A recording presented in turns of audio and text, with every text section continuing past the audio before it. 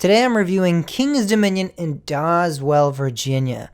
And disclaimer, this is my home park, so there is a little bit of home park bias here, no doubt. What I mean by that is I do have some opinions that a lot of people that visit from out of state or even from other areas of Virginia might not have. The reason for that is I live 25 minutes from this park. I go there constantly. I am there all the time. And so there's going to be some bias there. I've ridden the ride so many times. I've been through the gates so many times that I've picked up on some things that some other people might not have, which in a way could lead to me, disliking certain aspects a little bit stronger than some people might, or liking aspects of some things that other people might not. And I think that's just part of having the home park. So I do want to make a disclaimer. This is my home park. This is not a outsider view of King's Dominion. This is someone that goes there quite a bit. Their opinion on this park, and that is my opinion on this park. So let's start off with what people call the atmosphere of a park, the theming, the landscaping, how the park really feels when you walk in. What is your first response in that aspect? A lot of people tell me when they first walk in the gates that it has a great atmosphere, that it's beautiful, that it is, it just feels like you're completely surrounded in a great theming, great everything like that. And I'm like, I don't completely understand where people come from in that aspect when they're talking about King's Dominion. I have been to this park so many times, and I never remember walking in and going, wow, the atmosphere here is amazing. That's never been my first reaction. A lot of people seem to think that, so I am going to give that a little tidbit of information that a lot of people do think this has a good atmosphere, but in my personal opinion, there is little to no atmosphere at this park. It's pavement, it's stone. There is some good landscaping. It's definitely a beautiful park in some areas, but it's definitely nothing insane. It's something that you might expect from a Cedar Fair park. It's really nothing too crazy. So I don't get 100% where people are coming from when they say that, but that is something that is said quite often, and a lot of people go, James, this is a beautiful park, and it's a great atmosphere. I'm like, I don't know. When you talk about atmosphere, I talk about Busch Gardens, Williamsburg, Six Flags Fiesta, Texas. King's Dominion is not high on the list in terms of atmospheres, but just it is said quite often that it has an atmosphere. I don't think it does. Let's talk about the flat ride department here. This is something we do really well at. We have a lot of good flat rides, I will say. We have Berserker, which is a pirate ship ride. We have Delirium, which is our pendulum ride. We have Bad Apple, which is our spinning attraction. We have a carousel, a very old carousel too. I think it's over 150 years old. We have quite a bit of rides. We have a scrambler. We had a top spin. Obviously, Crypt has been removed now. But we have a solid amount of flat rides throughout our park. We have a great drop tower. So in terms of the flat ride department, you're going to get quite a bit of attractions here, and you're going to get your flat ride fill 100%. We also have some pay-to-ride attractions, Extreme Sky Flyer, which is pretty good in terms of the extreme sky, in terms of sky flyers and sky coasters go. It's pretty good, but I don't know if you're going to spend $20, $25, or $30 on it.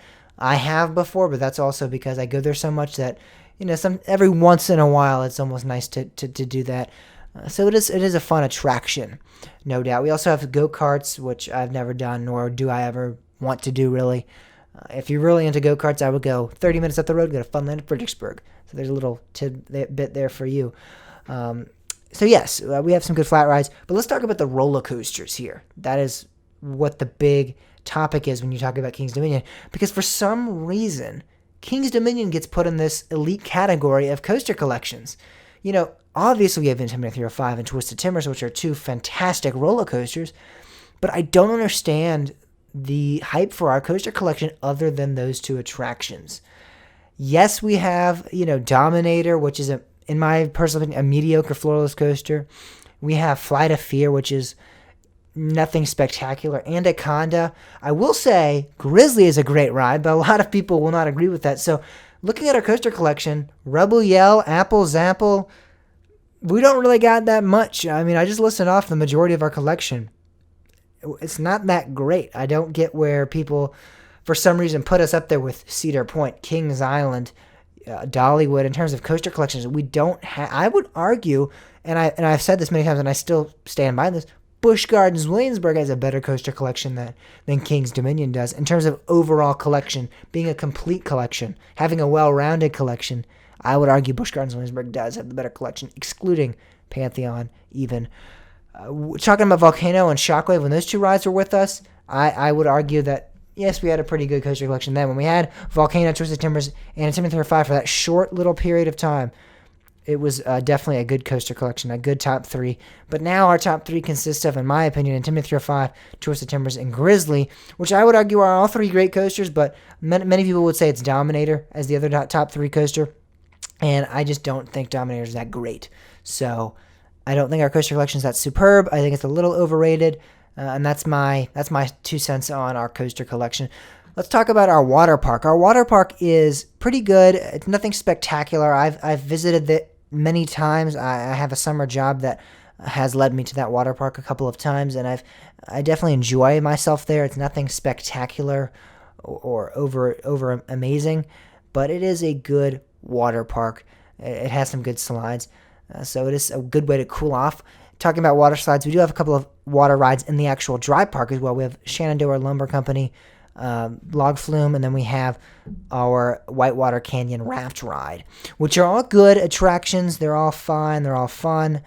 Nothing spectacular, but good ways to cool off, most definitely. We also have a kids area, Planet Snoopy, and I would argue, I've been to Kings Islands, I've been to Cedar Points, I've been to Carowinds. I would argue in terms of our Cedar Fair kids area, we have one of the best. And the reason that being, it's pretty modern. It was just renovated a couple years ago. And we have a lot of up-to-date new technology attractions. They're a lot of fun. It's very well themed with the Planet Snoopy. Yes, Snoopy and Charlie Brown aren't the most appealing to the younger audiences anymore. But in terms of how it is delivered, it is delivered in a great way. So, yes, I would argue that, Elmo and Sesame Street in terms of SeaWorld, and then with Six Flags, you have the Looney Tunes. I would say those are more appropriate now since those cartoons are still out, and Charlie Brown really isn't that relevant anymore. But in terms of how it's delivered, King's Dominion is a great kids area. It is very nice, very new, has a great couple of rides there. You have a couple of great attractions. You have a lot of good rides for the family. You have Woodstock Express, which is honestly a pretty solid kiddie coaster. You get some good airtime actually on there. Every once in a while, we will enthusiasts will hop on there and check it out. It's a pretty great ride. And so yeah, our kids area is pretty great. And that about sums up King's Dominion. It is a fun park. It is a good park. It is a park, without a doubt, you need to check out. I know a lot of you might go, oh, he kind of bashed King's Dominion in that video.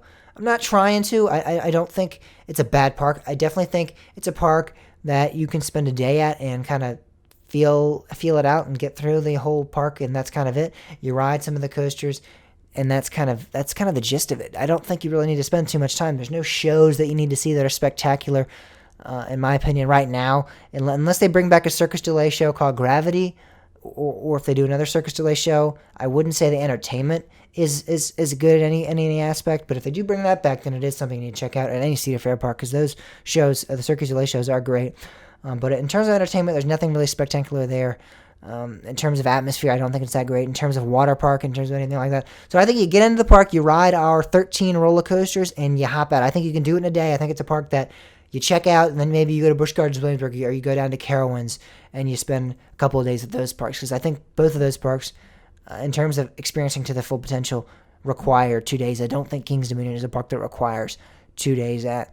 It is a good park. It's a fun park. It's definitely something you need to check out in Doswell, Virginia. It is a home park that I cherish. I like it a lot. But again, I don't find it overly exciting and overly amazing like a lot of people will claim it is. So that's just my opinion on King's Dominion in Doswell, Virginia. What do you think about it? Are you guys from Virginia? Do you guys have that home park bias, or do you love it? Is it one of your favorite parks? Let me know in the comments. We can talk about that and have a little bit of a discussion. Thank you guys all so much for watching, and I will see you guys all next time.